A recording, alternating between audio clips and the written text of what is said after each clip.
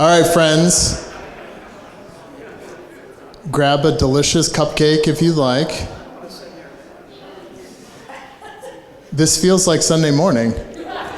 This is so lovely. And now look where David is sitting when he has the choice, pretty far back.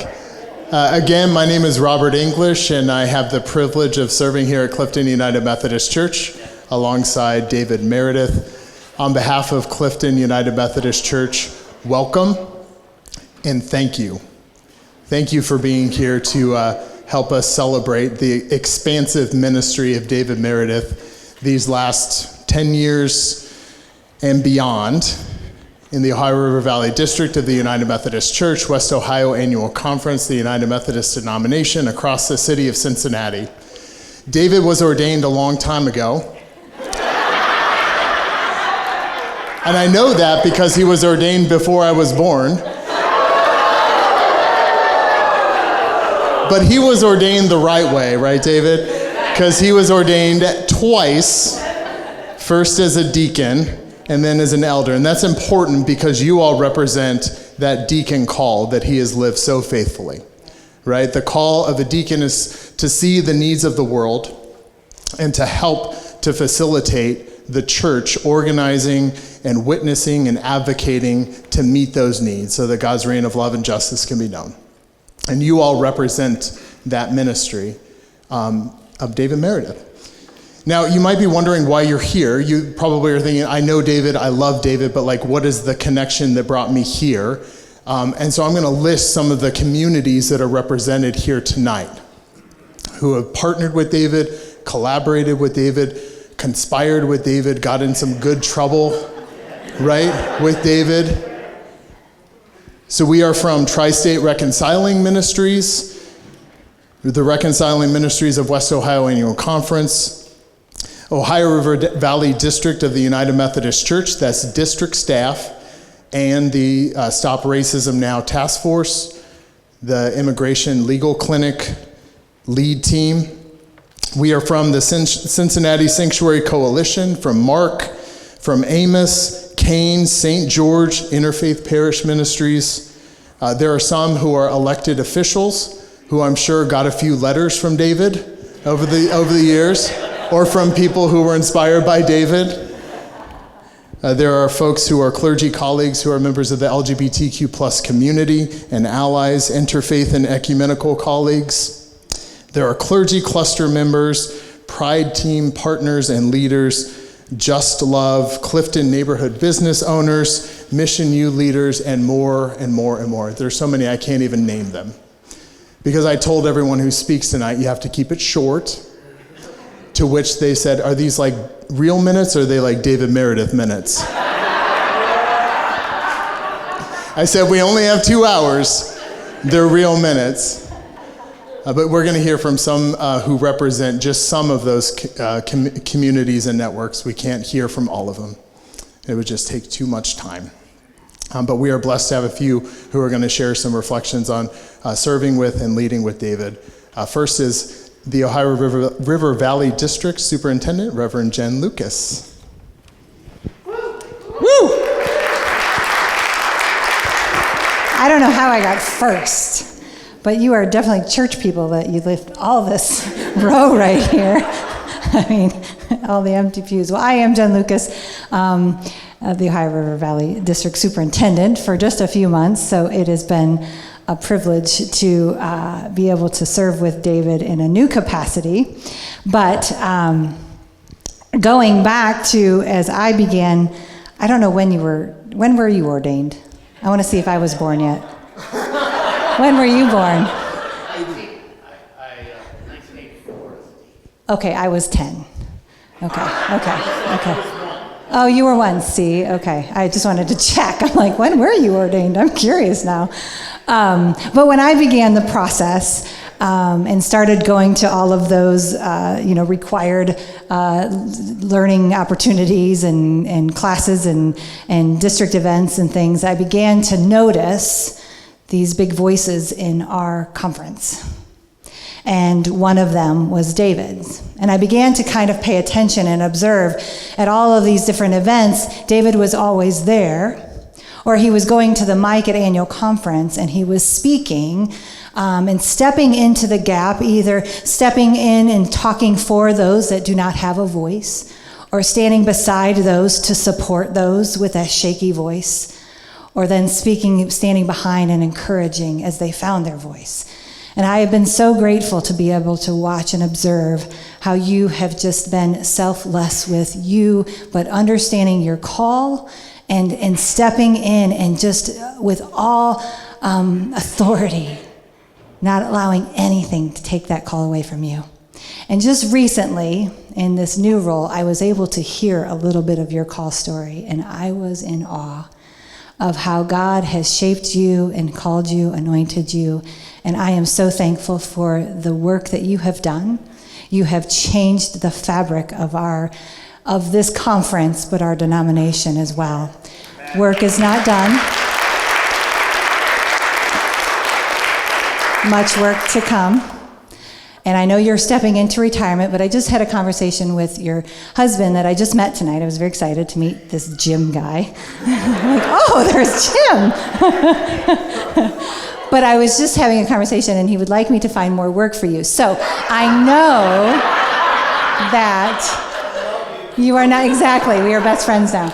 I know that in retirement you will not tire away, that you will still continue to live out your call, but just in a new way. So it is a pleasure and an honor to call you my colleague, but also my friend. Thank you.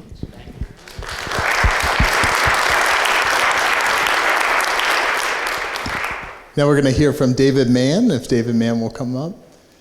And David is a member of Clifton United Methodist Church and a figure in the city of Cincinnati. Is that fair?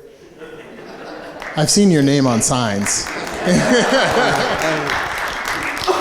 Well, David wrote me letters over time, called me, cornered me, lobbied. Sometimes I agreed, sometimes I didn't. But I wanted to say a few things. First, I don't know how many of you have had a chance to look at the beautiful banner that hangs on our church. I took another picture of it yesterday on the way home. It's not lit at night just now. It should be. But it says, no matter what the world, Now the next line I don't understand. What the politician, your diagnosis, social media, your income says about you, you are a beloved child of God. And that is a powerful statement that I believe motivates David and all those that he touches. And I want to share with you another item that we have posted in our bedroom. And David was reminding me of its genesis, a combined effort of our church and UCC, Be the Church. And here's what it says: protect the environment, care for the poor, forgive often, reject racism, fight for the powerless, embrace diversity, love God, and one that I can't read without my reading glasses, enjoy this life. I don't know where those have been.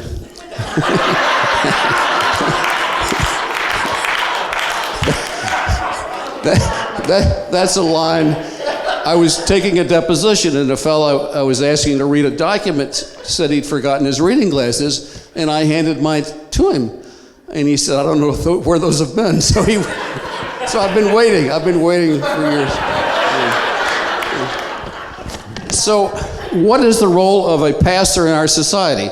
It's a challenge. And my simple-minded understanding of the gospel is that Jesus was saying a lot of things that challenged the powers that be and power. And I guess that explains why he lost his life in the way that he did. And those who have power don't give it up easily. And in a democratic system, the way that we address homelessness, discrimination against based on sexual orientation, poverty, and environmental abuse is through demanding, through collective action, that the world change. And traditionally in our society, amongst African American communities, amongst the communities like the Methodist faith that believe that social action is necessary, our pastors call us to do justice.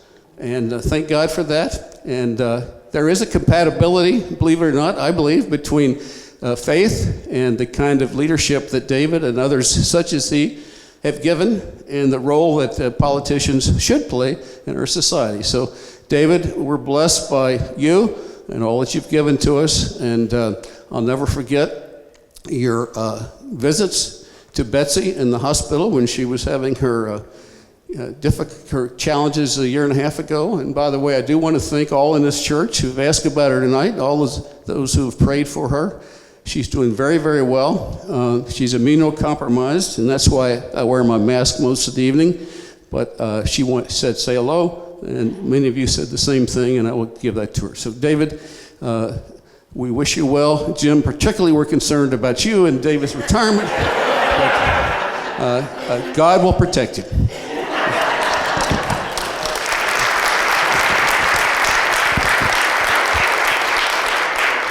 Thank you, David. And now, Janine Walker-Lewis. Oh, I know. David, she said, I didn't prepare. She's going to go with the Spirit. Just want to give you a heads up. What? I don't understand. Well, one thing for certain, I do believe I might have been born. Although my license plates say Young Rev, I do believe I might have been born when you were ordained. I do believe. About that. Oh, David Meredith. It's honestly hard to tell where to start, where to begin, how we first, somewhere along the line, came together doing some youth trips, going to New York one year and Washington, D.C. the next year. And then from that, I don't even know how Jim got in the picture. He was probably already in the picture, but I don't know. But Some people see us and they thought that we were a couple, you know, the way we acted and interacted. But then there's Jim. Like, oh, okay. No, he's retiring. He's yours now. It's like, yeah, no, it's all yours. Even though I have been teasing him about not retiring before me. I didn't realize you were that far ahead of me in... Well, I was gonna do real minutes like Robert said, but everybody else was doing David minutes. And so I just feel like I should do a few David minutes and not stop, but keep going. But what I like the most about David Meredith, honestly, is that since I've known him and all that I know about him, he leads with faith. And everything else is secondary. Who he is as a person, his likes, his dislikes, it's all wrapped in faith. And that's the best part of David Meredith for me. My friend, my colleague, you can't retire. It's like, you can't. So he'll still be around, of course. So he's got to come visit. And I was telling somebody, I was like, well, he's not retired yet. He has to be at New Vision December because he's in my cluster. And so you must be at New Vision because they're making me host. I don't ever want to host for that. David's done that too. He has his way of pushing you into leadership positions and spots. Which reminds me, I remember when he invited me to be a part of this committee, Mission U. And like, oh yeah, sure. And the next thing you know, I was the dean. I was like, but I was just supposed to be on the committee. And then here I was being the dean. And he stepped back and there I was. And he's almost doing the same thing with cluster. Don't tell the Diaz though. But, he was the one in charge. And then all of a sudden my name ended up there with his name. I'm like, are we together or are we separate? It's kind of hard to tell sometimes. So you can see what a great friend he is to me. And by your presence here, I can tell what a great friend he is to you. And so thank you, David, for being my friend and for allowing me to be your friend. And thank you, Jim, for allowing him to be my friend. And now he's all your friend. So.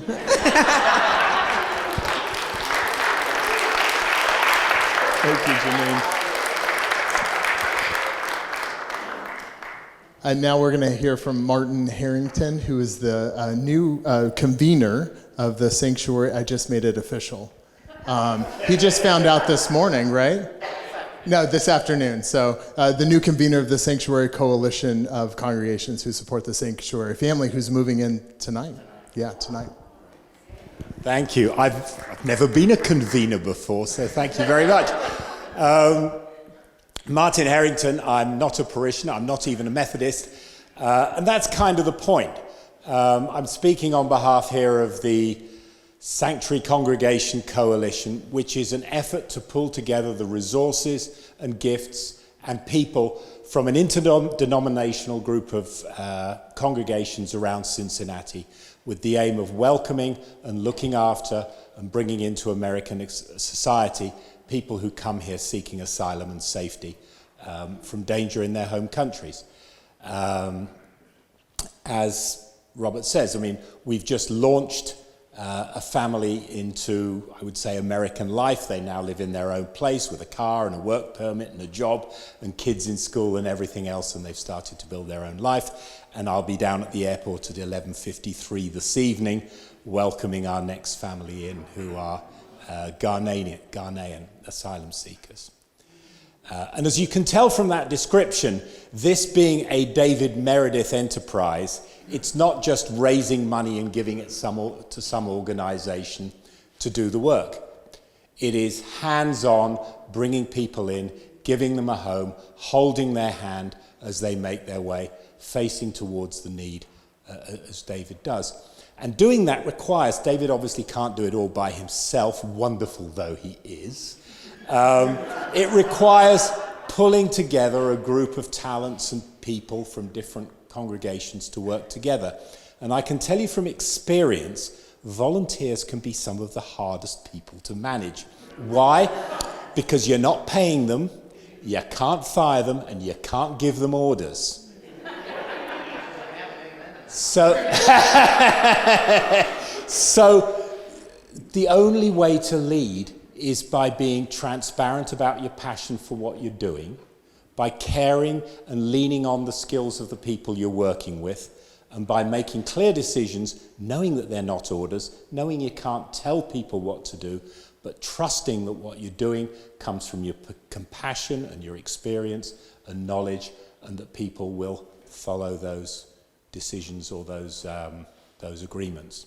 And on that basis, David, I have to say, in the briefish time I've been working with you, you're one of the best leaders I've ever worked with. Really, absolutely terrific.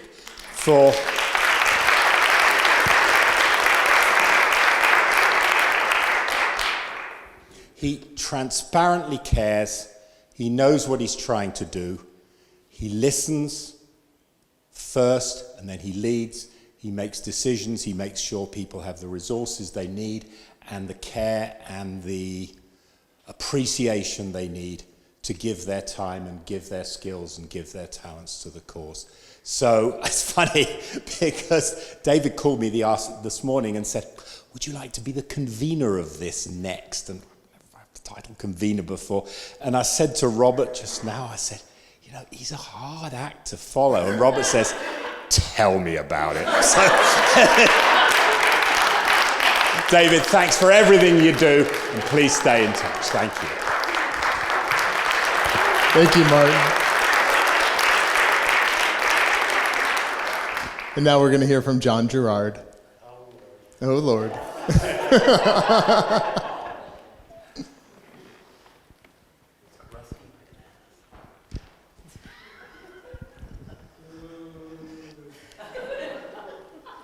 Janine, did I understand that people thought you two were a couple?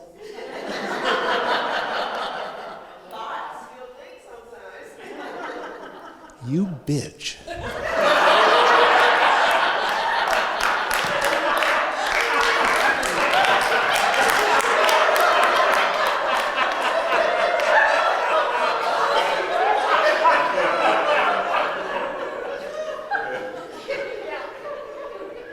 All those years we hung out together, people thought we were a couple. Janine, meet me in the parking lot after we're done.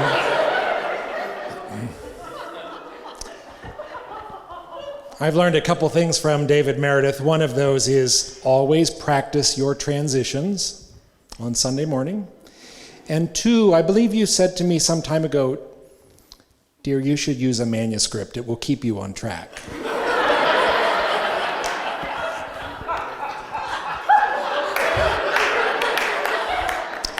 I have my manuscript. And it goes like this. In the fall of 1999, I attended a walk to Emmaus in Columbus at a church I'd never been to with a bunch of people I'd never met. Me, a raging introvert. It was what I imagined hell to be. A church basement full of heterosexual strangers, all of them wanting to be my next best friend. Now, I was living in the suburbs of Columbus, working as a funeral director at the time and attending the local United Methodist Church mostly because it was a good business networking opportunity.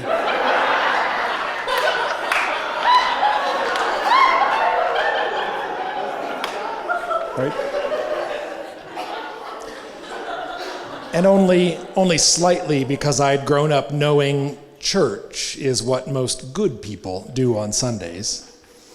And so it was on this Emmaus walk in a dusty church basement that I started to notice one of the leaders of that weekend retreat was noticing me. He was a friendly fellow.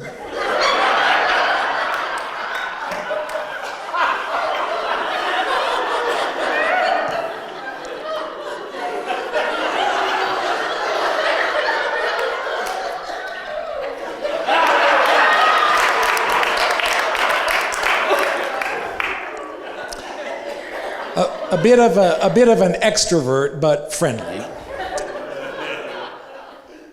And then, oh my God, I thought to myself, did I just get cruised on the road to Emmaus?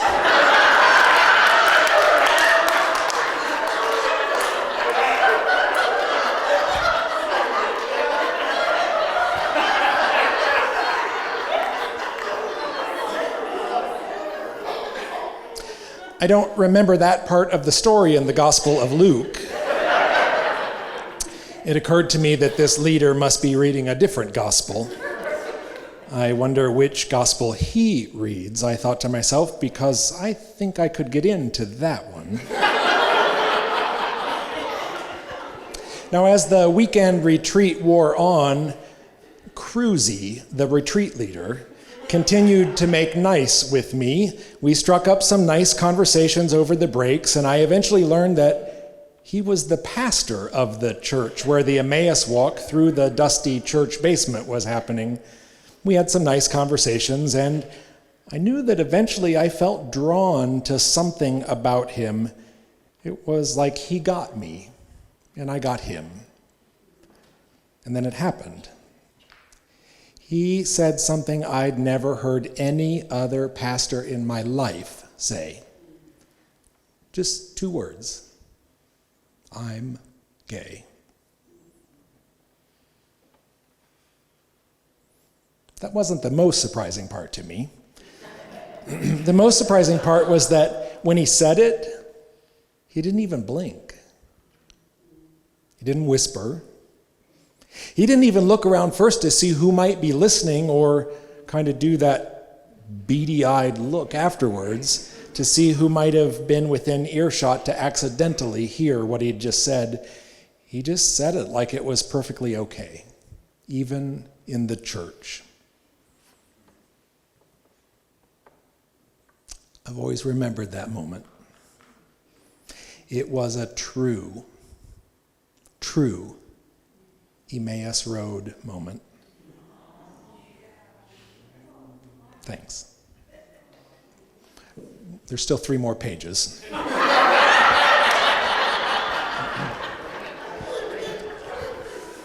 Now, after that weekend, I started attending the church where the weekend retreat was held because, David, you invited me. And in short time, I found my home. Not just with you as pastor, but with so many of the people in the pews. It was church like I'd never experienced before. It was church that was safe. It was church that was embracing. It was church that was real, just like its people and its pastor. But it was also church that was dangerous. And it was dangerous because in short time it would become church that saw in me a call to ministry.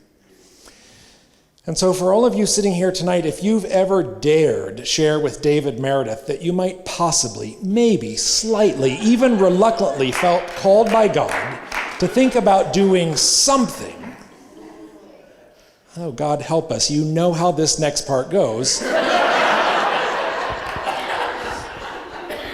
David is all in, going full bore, and dragging other people with him to rally around you and encourage you to respond to God doing whatever it was that you were brave enough to share with him.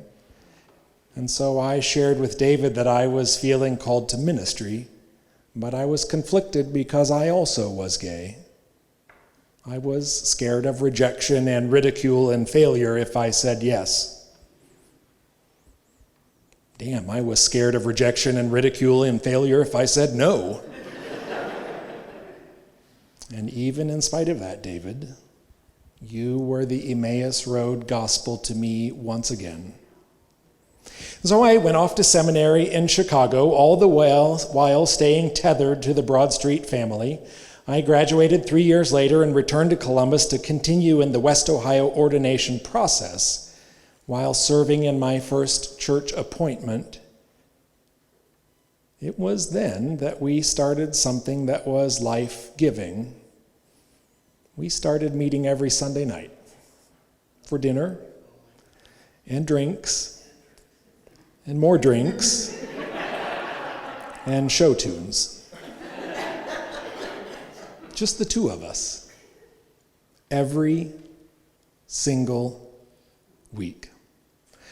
One extrovert, one introvert. One elder, one local pastor, one old. One very youthful.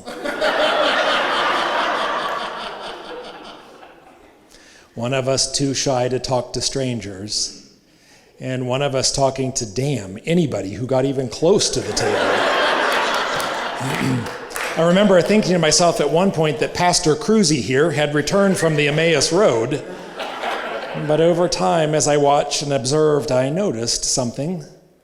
David was inviting strangers to church, our servers, our bartenders, an occasional dancer, even drag queens.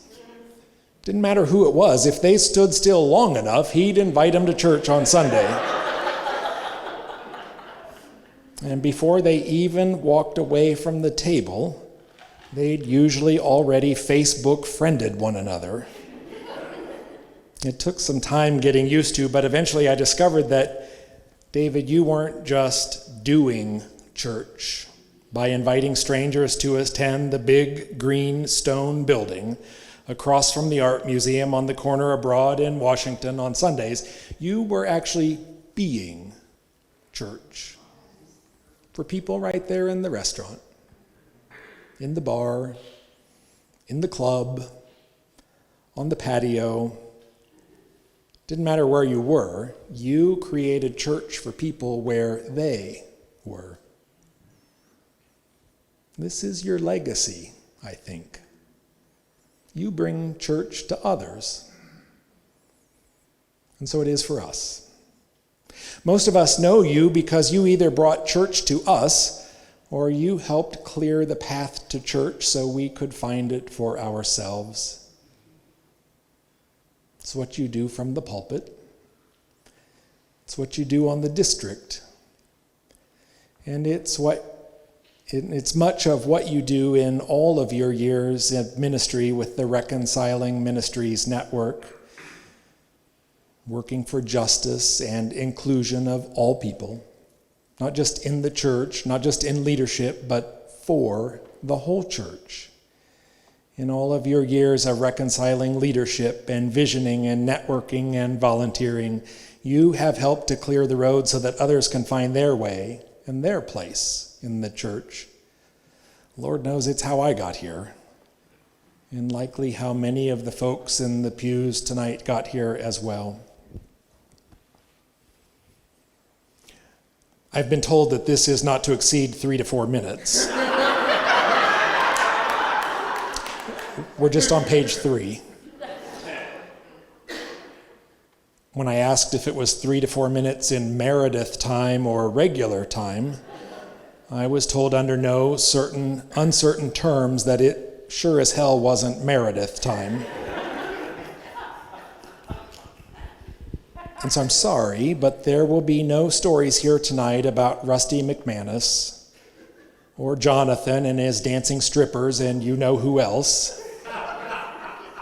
There'll be no stories about the late night talks at Lakeside after everybody else in the little yellow house had gone to sleep. No stories about your participation in my family's birthday parties, funerals, or your trip to Chicago for my seminary graduation. There'd be no stories about the ways you were the church for me. Every damn time the Board of Ordained Ministry rejected my request for provisional membership, citing some damn closeted excuse for their own internal struggles with the book of discipline and some book of scripture.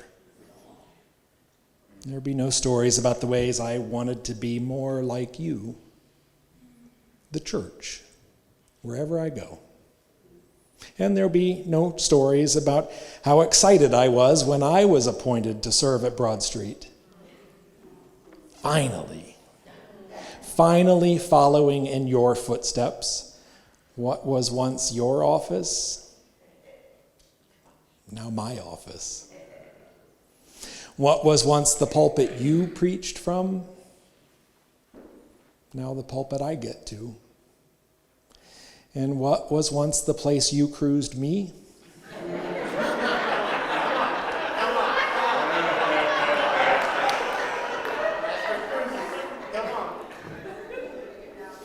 there's Broad Street parishioners here tonight. I just get to sit back and smile. There isn't time for these stories, so let me just say this. On behalf of all of our LGBTQIA plus siblings, near and far, in the church, around the church, near the church, and hurt by the church, but still church curious. Thank you. Thanks for your unending passion for the Reconciling Ministry Network, for full inclusion, for unending justice, and for being the face of mercy. Thanks for defying the church rules and reminding us that church isn't about rules, it's about love. So, in the spirit of our Sunday night gatherings so many years ago, and in the words of Blanche and Dorothy and Rose and Sophia, thank you for being our friend. You've traveled down the Emmaus Road and back again. Your heart is true, you're a pal and a confidant. And if you threw a party and invited everyone you ever knew, God help us, you would see the biggest gift would be from all of us. And the card attached would say simply, thank you for being the church. Now, one last thing.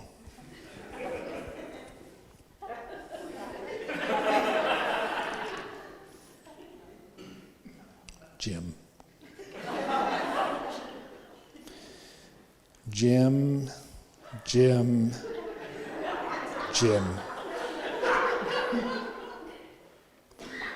Dear, I am so sorry. Starting December 31st, David's about to have a lot more free time and whole weekends to help you around the house.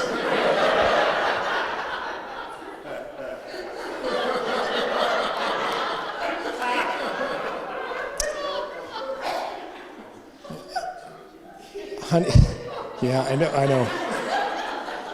Honey, our hearts and our prayers will be with you, for you are about to have twice the husband with half the paycheck.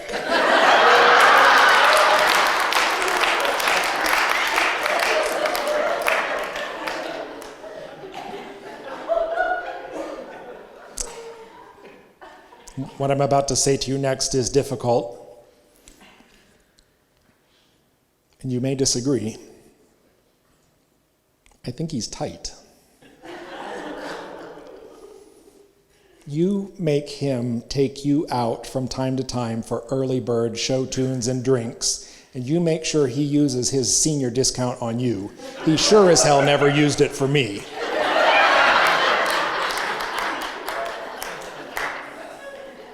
And above all else, Jim, know that we love you. And God, we're thinking about you. And anytime you need David to have a guest preaching gig somewhere out of town, you just let us know and it's done.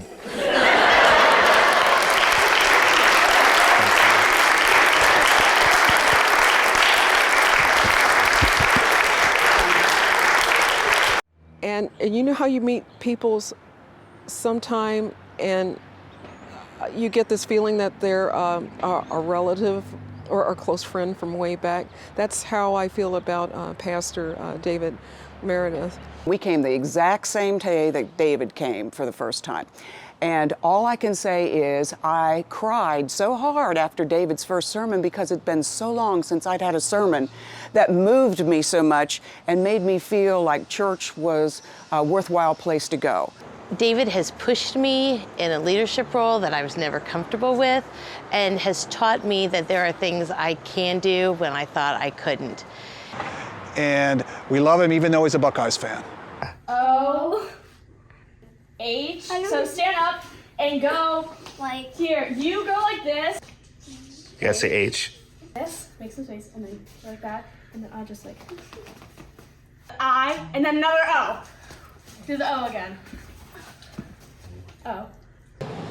Some David Meredith stories. I've known David for quite a few years. Every Thursday I come here, and then during the week, and he's doing nothing but just helpful and full of laughter. And I'm not sure I can fully capture the emotion and the gratitude for a lifetime of ministry.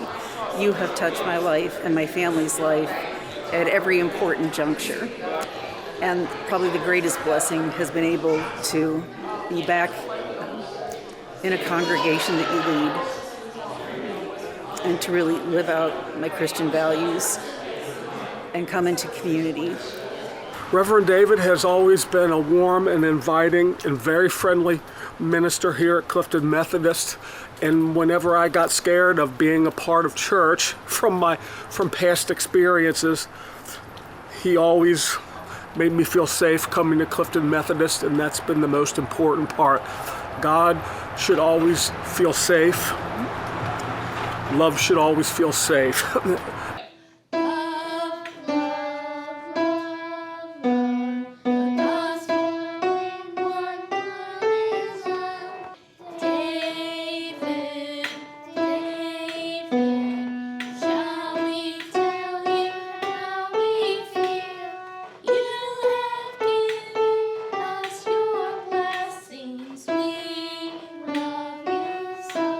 So in football, there's oftentimes a running back whose sole job is to be the person to carry it those last few yards across the line. I think David was that for me in my ministry and call to ordained ministry. Yet I'm also reminded that David can do it in his own way. Because while paragraph 340 of the Book of Discipline does call pastors to counsel men and women into ministry, David is certainly one to carry that beyond that to this non-binary person. Thank you, David. He's been a great speaker from the pulpit, a great administrator, a great leader, a prophet, someone who withstood attacks from folks outside Clifton and did it with class and grace. When David came, Pentecost happened. Our message got out into the community, and people knew to find us. People saw our message. And there isn't anybody who hasn't reached a hand out to David that he hasn't reached right back or found somebody who could help him.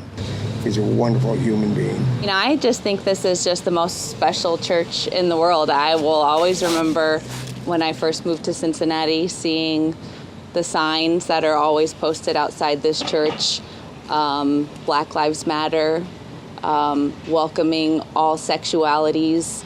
That's not something that you see every day outside a church, and that was the absolute first reason why I wanted to come here. So my husband plays on the softball team and loves that.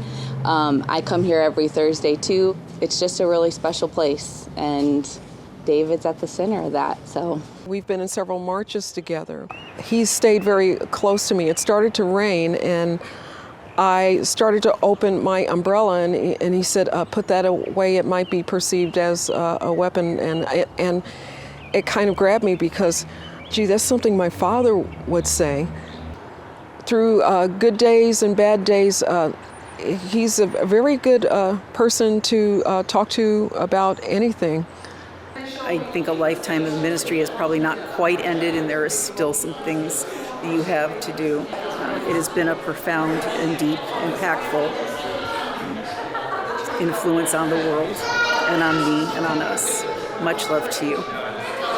I feel like I have become alive in my love of Jesus and in my faith. I just adore everything he does, He is absolutely one of the most crucial people in my faith journey, and I just can't thank him enough for making me feel like I want to come to church again. Good luck, David. I'm going to miss you, but I look forward to hearing more from you and what you're doing in the future.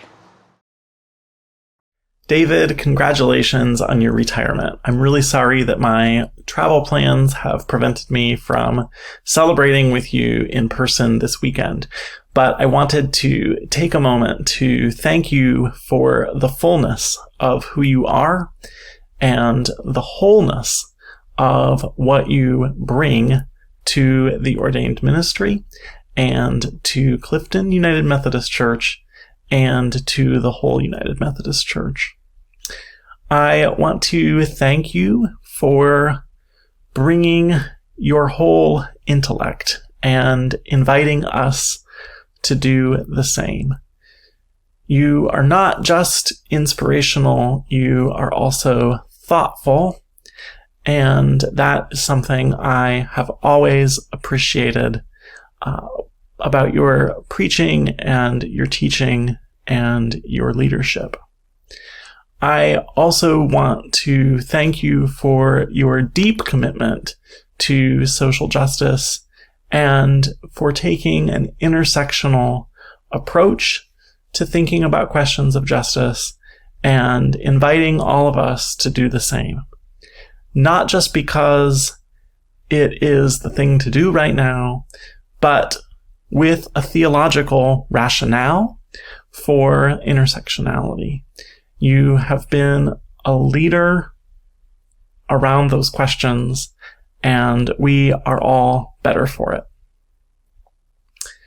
I also want to say that I'm sorry that you are finishing your ministry under a complaint. And this is not a cheerful topic to bring up in the context of celebration. But I think it is important for all of us to recognize that the church has done harm and continues to do harm.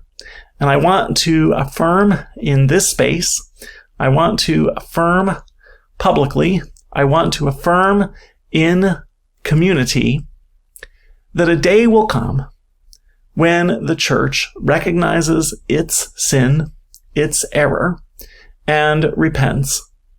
A day will come when the church seeks reconciliation and asks for your forgiveness. I hope that that day will come within your lifetime and within mine. I'm not sure that it will, but I do know that that day will come. And I want to say that out loud. I want to affirm that in community, that the church owes you an apology, that the church owes God repentance, and I am confident that that day will come. It will come eventually. And so I want to recognize as we celebrate you, that we also grieve alongside you, that the appreciation that we have for your ministry is not shared as widely as it could be and as widely as it should be in the church because of an unjust complaint process. But I do want to affirm that a day will come when the church repents. And I know that all of us pray that that day comes sooner rather than later. And so finally, we celebrate you for being honest, for being authentic, for being who you are, who God created you to be in our midst, and for bringing your whole self without apology. For that, we celebrate you. For that, we give thanks to you, and we give thanks to God for the privilege of walking alongside you in ministry for all these years. Congratulations on your retirement. I hope you take a chance to have a real meaningful break, and I hope that it is a wonderful time of family, of community, and of rest for you. Congratulations.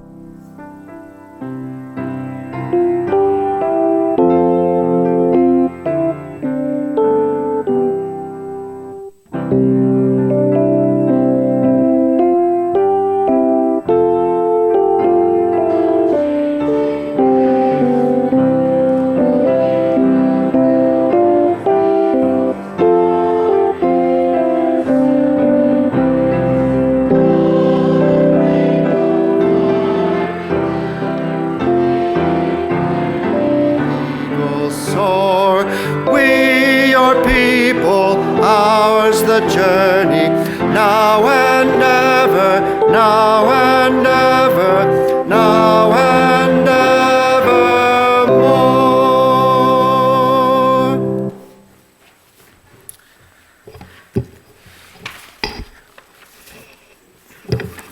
Hello. So, to those of you who don't know me, my name is Clark Sayre. I am a youth in this church, and I was recently confirmed in September. I've known David not as long as most of you, but for like more than a little bit. So, my family moved here when I was 8 years old because my dad, who is actually in the back, got a job here and also at the Wesley Foundation down the street that way. And immediately, like as soon as I arrived, David was there welcoming us with very much passion, a lot of passion. And I was quite intimidated at first by how much passion he had for welcoming everybody.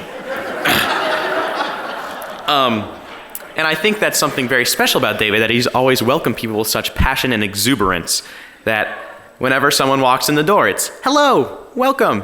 And that's very special about him. Between now and then, David has impacted my life very, very, very much. About a year and a half ago, I was in a very bad car accident, and David came over to my house just one day with some ice cream. And I was like, yes, ice cream. Then we sat down. He was like, I want to talk to you. And I was like, I don't want to do that. But we still managed to connect, and he came back over and over every time with some ice cream. It was really good. And I think even if we didn't talk about what had happened, we always talked about something, and it always helped me grow. It could be the randomest things, what was happening at school, what I was reading, what I was doing in my free time. But every time David came over, and he was just ready to listen, even if it wasn't about what he came to listen about, no matter what, he was there to listen. And I think that's just great. I'm very thankful for that. And over the past years, my family has definitely faced a lot of hardships. And the one of the few things that have stayed consistent throughout that is David's willingness to help. Just any time I could call him up or text him and say, hey, could I have this? And he'd be like, sure thing. Whether it be like coming over to talk to me or giving me rides to places that we couldn't do when we didn't have a car, and just stuff like that. And it sounds really minor, but it really adds up in a lot of ways. Also, this is one thing I actually didn't know until I started writing this, is that when my dad was an active pastor here, David encouraged him to take vacation time to spend more time with me and my mom and my sister, which is something that I don't think anyone else I've ever known would do. That all the people that I've met wouldn't have told one of their employees to stop coming to work. That's just doesn't really sound like something you would do. But David did, because it's David. David does David things like that. And so what I'm trying to say is that I'm sure I can speak for all of us when I say thank you, David, for everything that you've done, from organizing community events to helping people when they need help. And I think one of the biggest times David's willingness to help has been put on display was during confirmation, where there would just be days where we would go through the church service, then we would go downstairs, and David would always have something to say, whether it be about God, whether it be about something else. And the one point that sticks out to me is that we were discussing the part in Luke that says, hate your parents. And I was like, yeah. And he was like, no. So he really has helped me see the Bible in a way that I have not been able to unlock without guidance. So So what I'm trying to say is thank you, David, for doing whatever you've done to help us whenever we need help.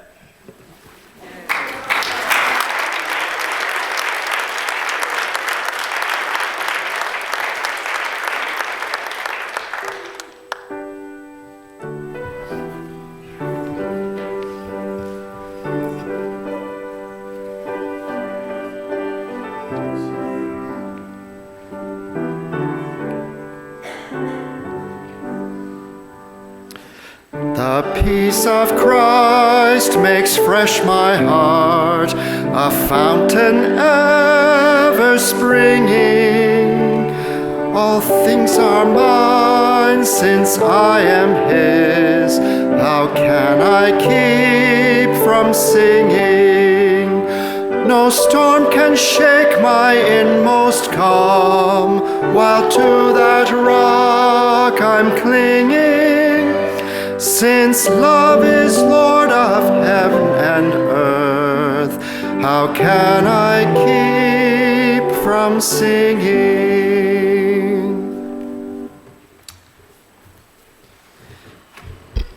All right. My name is Aubrey, and I've been coming to Clifton about 8 years. First started coming when Kaylin and I started dating, and I was still living in Illinois, and we were dating long distance, and I would drive down here for the weekend, and we would come to church together, and that's like a fun memory that really I think about when I started coming here. Like many people here, I have a very complicated history with religion. I was raised pretty fundamentalist, evangelical, and now I'd say that I'm 99% atheist, but I feel like I can say that here. Because David has created this community where we can be together even if we all have a different faith perspective, and that's very different from what I grew up with, so I appreciate that, and I know that doesn't happen on accident. In addition to what others have already shared, there's one specific way David's impacted my life. When I came out as a teenager, my parents were very not accepting of me, and when Kaylin and I started dating, they were not supportive. They didn't attend our wedding, didn't have anything to do with it. And David provided a lot of wisdom over the years when I was faced with difficult decisions about what kind of relationship I was going to have with them, with my parents, or how I was going to communicate with them. And it meant a lot to have someone who had that lived experience of being a queer person in this world and navigating those challenges as a fellow traveler, and also had the spiritual perspective that not a lot of people could provide. So the fact that he was able to officiate our wedding seemed like he was the perfect person to do it. He was familiar with what we had gone through as a couple, and it felt really like we did have a supportive family around us during that time and just throughout the years. I feel like David embodies that idea of being a safe space for the marginalized, not just with what he's done and what he represents for our church and the denomination, but also interpersonally, he's the real deal. So thank you, David.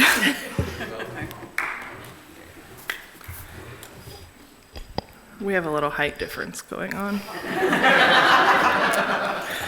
So I'm gonna also read and try not to cry.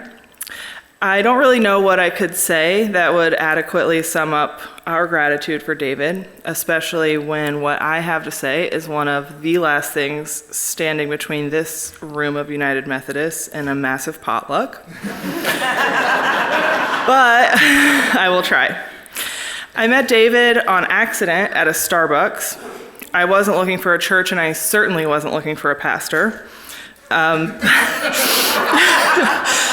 But because I'm a Midwesterner, I politely took his card and told him maybe I would check it out.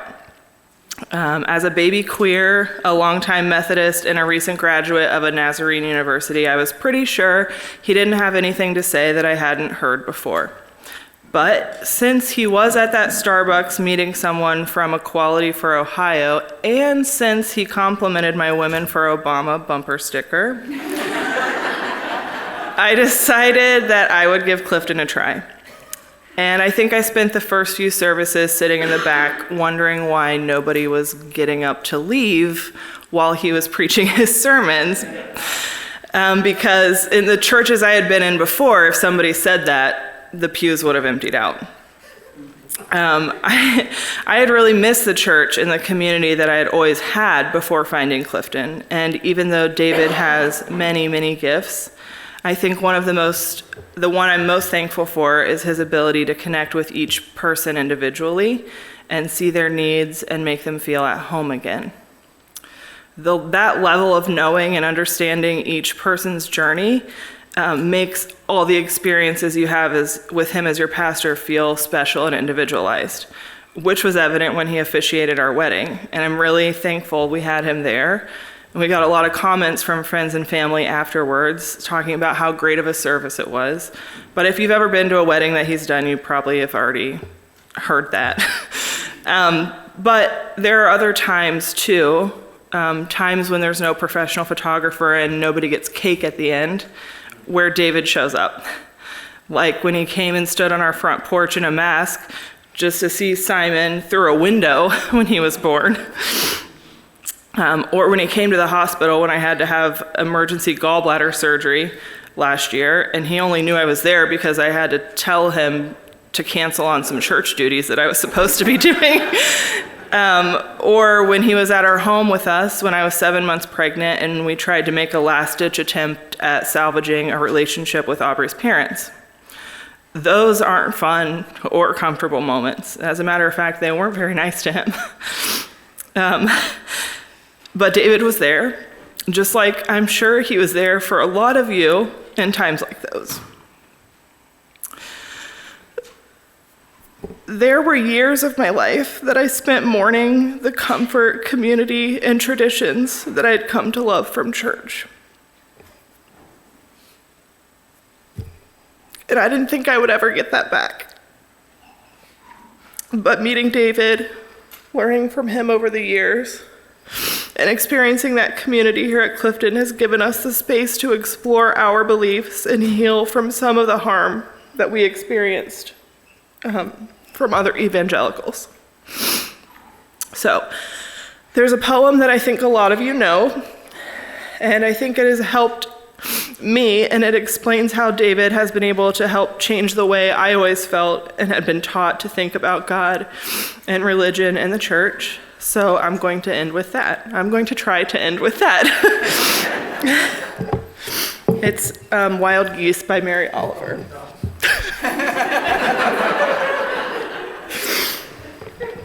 You do not have to be good.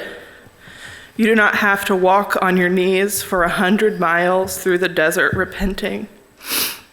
You only have to let the soft animal of your body love what it loves. Tell me about despair, yours, and I will tell you mine. Meanwhile, the world goes on. Meanwhile, the sun and the clear pebbles of rain are moving across the landscapes, over the prairies and the deep trees, the mountains and the rivers. Meanwhile, the wild geese, high in the clean blue air, are heading home again.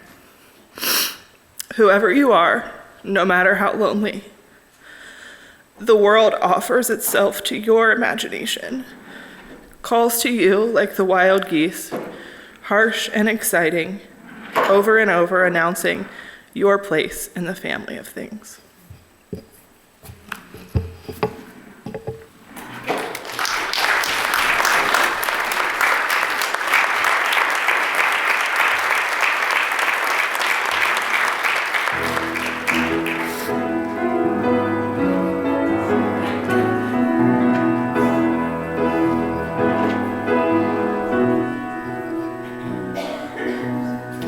For gay and for straight, a place at the table, a covenant shared, a welcoming space, a rainbow of rays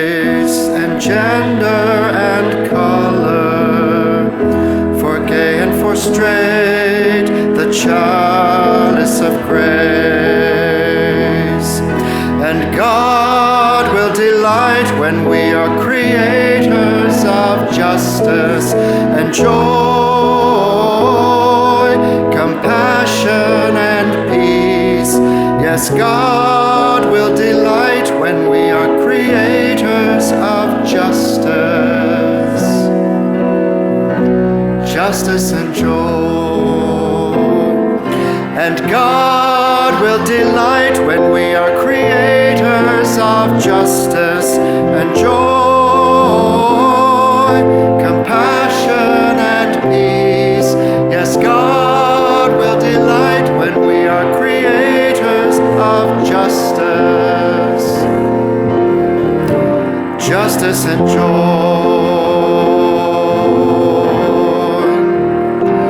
justice and joy,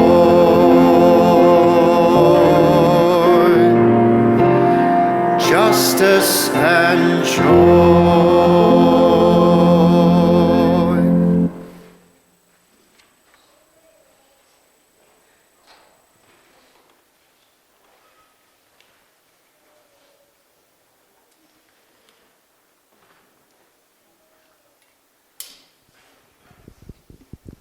David, I invite you to join me in the front of the congregation. After all those great words of gratitude, you don't get away, you get some more. Oh, So on behalf of the congregation, it's really my privilege to offer the gratitude of the congregation through these cards of love and affirmation.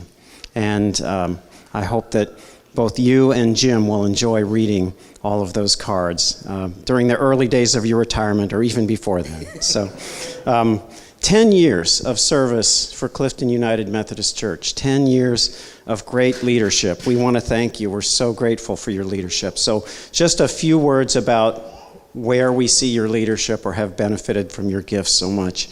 By the example of your faith that you live every day right there on your sleeve that we can all see. It's a wonderful gift for everyone. By your comforting the sick and the grieving among us over the years, a really important mission. For your passion for the children and youth of Clifton United Methodist Church, which we've seen evidence of today and we saw evidence of every day. For nurturing and raising up new leaders in this congregation to carry on the mission that you've planted here. For persevering through persecution from the United Methodist Church and standing up for what ultimately is the right thing to do. For your constant social activism, your work to build a truly inclusive church for the future. And for your love expressed to everyone in the congregation in so many ways over all of these years. So, David, you are really, truly an inspirational leader for all of us, and we're so happy to have new leadership in the church to help carry on the great mission that you've planted here. So, for you and Jim, we hope that you can take the basket, well, maybe not the basket, but you can take all of the letters that can, and enjoy reading them. I love that. I envision you sitting in front of your fireplace, in a quieter time and opening them one at a time.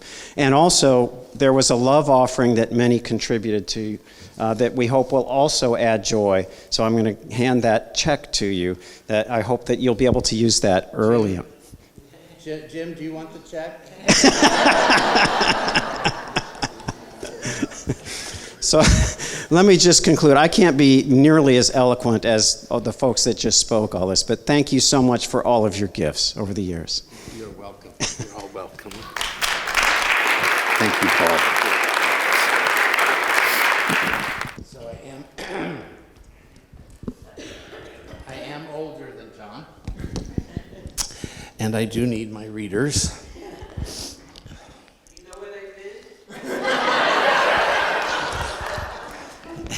Janine, what more can I say?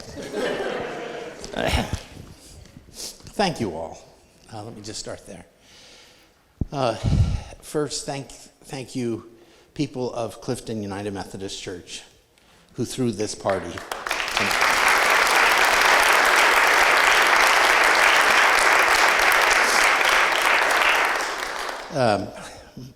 co-pastor, soon-to-be pastor, Robert English. Thank you.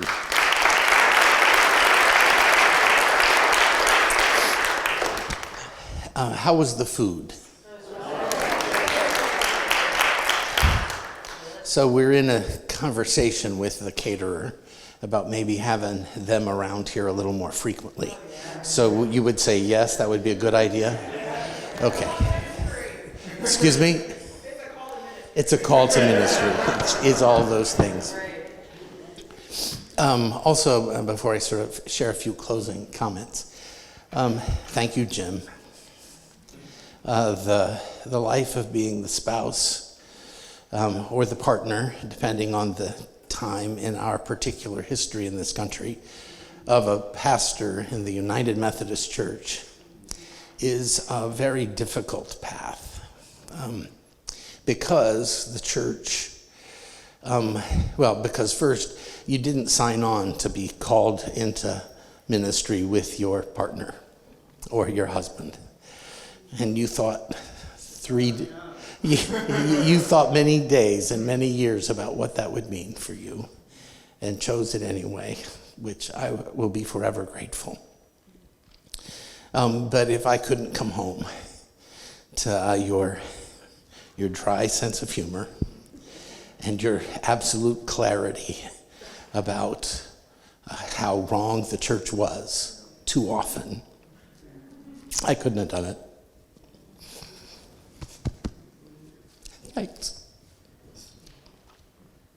And also, thank you all for coming.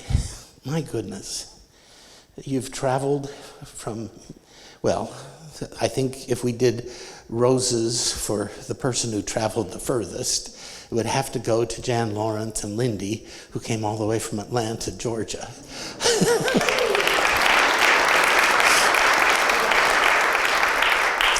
But folks have come from all over to be here, and I really appreciate you traveling to come. You mean the world to me. And there are a whole lot of people who wish they could be here, and for a variety of reasons, couldn't be with us tonight. Illnesses, family situations, unexpected emergencies, and the damn schedule of the church. So, I think of them and thank them as well. The movement makes the leader. Dr. Martin Luther King Jr. said, "We are not makers of history. We are made by history." So as I retire, I remember how I have been shaped by my particular history, including each of you. I could recount the people, the places, and the ways. Sunday school, church camp, youth group, choir, Emmaus, leadership, participation. In each time, I was welcomed with love, affirmed and encouraged, and given the opportunity to contribute. And if the church doesn't mean that when it does it, it should stop doing it. The history that shaped me was ignored, refused, resisted the constraints of judgment, homophobia, and discrimination. The very Sunday school teachers, the very youth group leaders, the very folks, all of you, that encouraged and affirmed along the way, refused, resisted, and ignored all the things that said, no, I couldn't. I remember that this was the broad sweep of church history during my seminary training. Because when I learned the history of the church, I discovered that there were stories, and I met characters who persisted from the margins, persisted in the exclusions of dominant culture, and persisted even when they weren't approved by orthodoxy. Thanks be to God, they gave me a place to stand.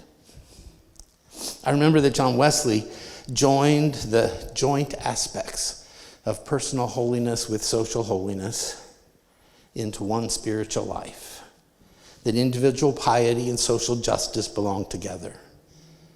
And I remember Tex Sample joining social work and theology, community organizing and congregational life, faith and justice. So the gospel and the Christ I have tried to represent was embodied in a loving and justice-making community, sometimes called the church, but always inhabited by you. That is beloved community. And it matters. All of you in this room, in one way or another, are part of that beloved community that matters so deeply to me at this transitional moment. I think back to Affirmation and Julian Rush, Sisters in Song, and Shirley Cadle. I think about my LGBTQ tribe that's in the church and that's out of the church, and Open Table, and Methodist Federation for Social Action, and Black Methodist for Church Renewal, and Reconciling Ministry Network, and Just Love, and Stop Racism, and Amos and Mark. Yes, beloved community. See, the call to ministry for me and for many may be private and may be personal. Mine was. A life of ministry and the journey of church leadership are not private, and they're not individual. It's not just me and God. It's not just my boyfriend, Jesus, and me. It's not just my self-assured certainty of the Holy Spirit, which translates often as arrogance. See, they are only part of the ministerial role because we are better together. Thank you. Thank you. I go forward to what's next. The world is our parish, someone said.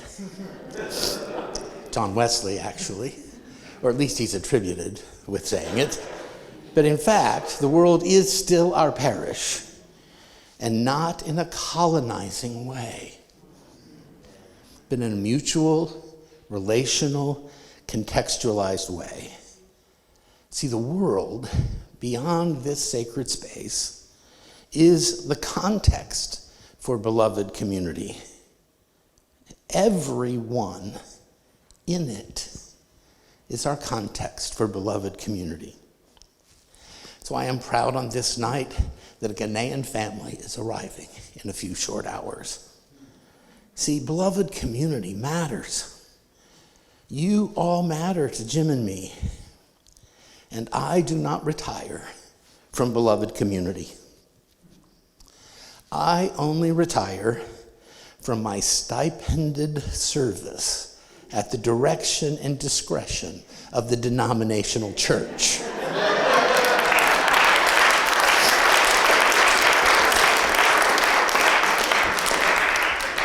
I want to say that again. The supreme values of the movement that has shaped me endure. So I can do no less than endure in those values. So thank you for shaping me for the journey up to tonight and for launching me into the next. See, the movement does make the leader. And I'm asking you, let's make some more leaders.